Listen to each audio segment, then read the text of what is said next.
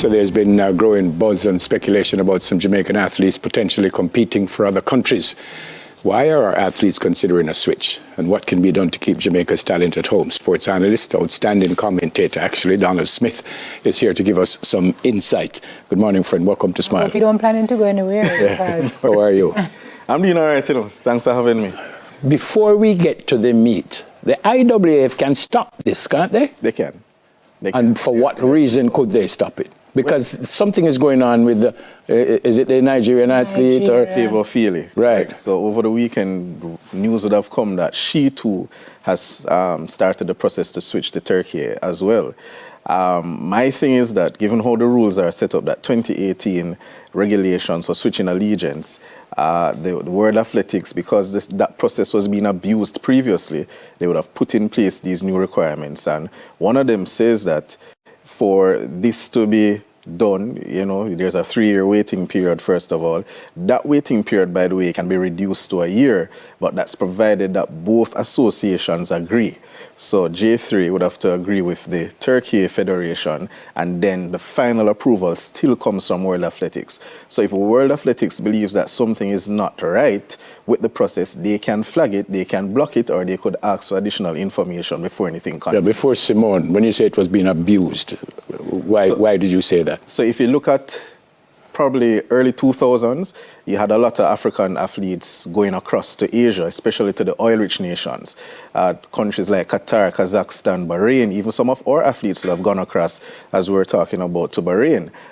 So this is something that was constantly happening, and it wasn't like athletes that were just coming to the fore. These are sometimes medal-winning athletes, and well, if you're going to poach, you're going to poach your best, no? Because what's the point in doing otherwise? Well, that's a very good question. Yeah. The question of sustainability correct, will come up. Correct.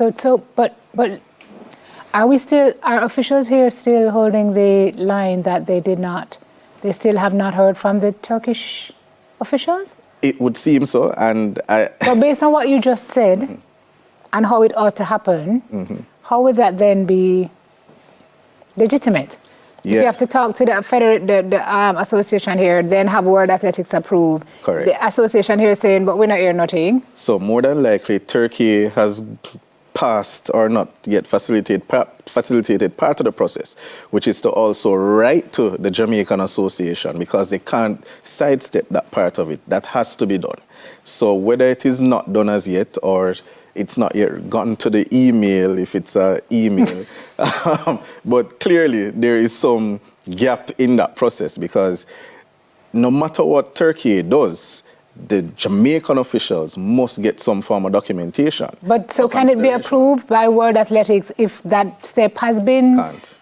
So then it's not official, is what you're saying? So the first part of it, remember, citizenship is something that is person to country. This, though, the part that we're looking at is competing for the new country. So I can go and change my citizenship following that country's laws and stuff. So maybe those athletes could have already gotten passports or in the process of finalizing getting passports. But the part about competing is where World Athletics comes in. One of our top sprinters said a couple of times that he's not really impressed with how the J3s treat athletes.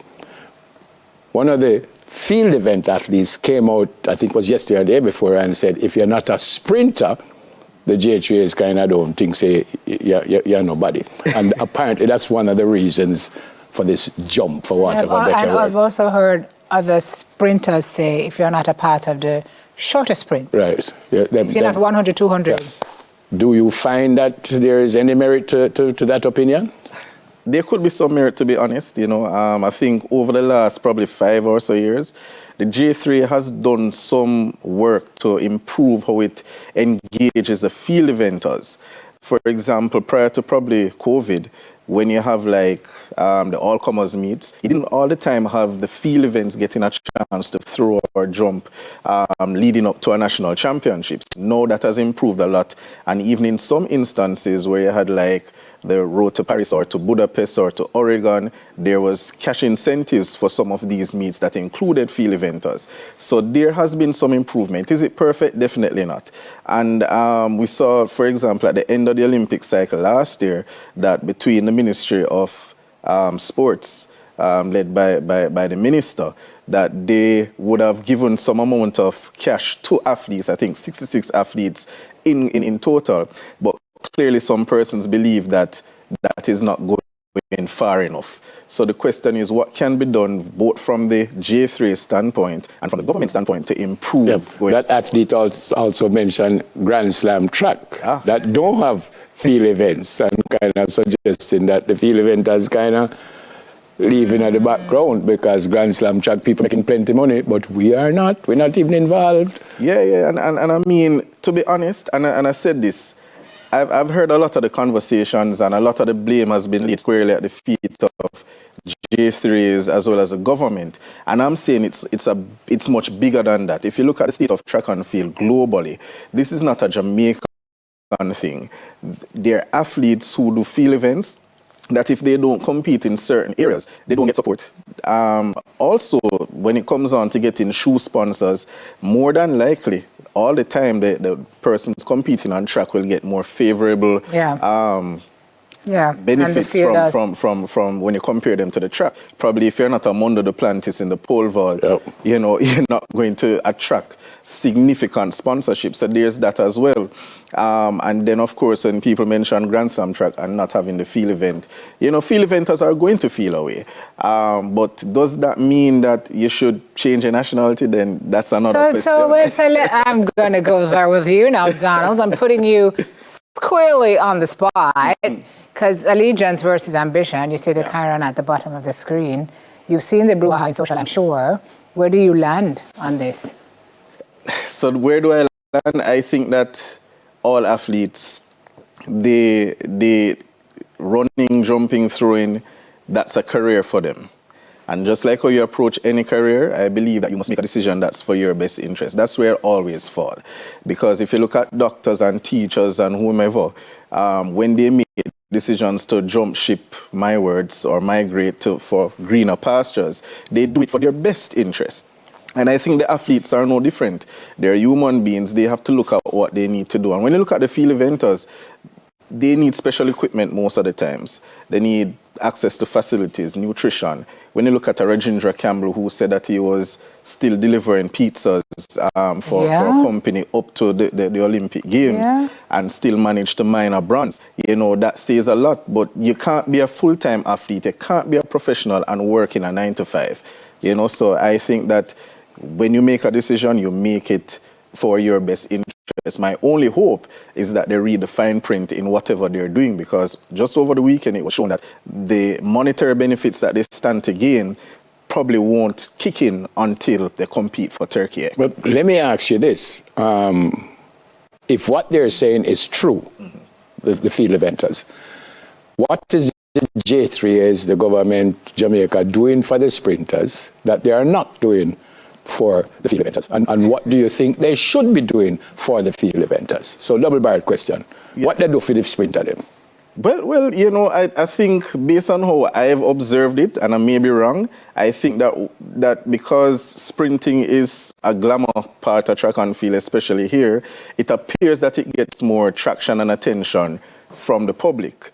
But from the standpoint of the organizers, the administrators, maybe the same route and line of credit, for want of a better term, is open to field eventers as well, but maybe it's not as publicized, or because the field events don't get the praise and applause like the sprints. So maybe there's something that exists and we just don't know. What I would implore the J3s to do is to be a little more transparent, because I am aware that from time to time, the J3s does help athletes. The extent is not always known, you know, and I think sometimes that it is okay to say, listen, this is what we are doing.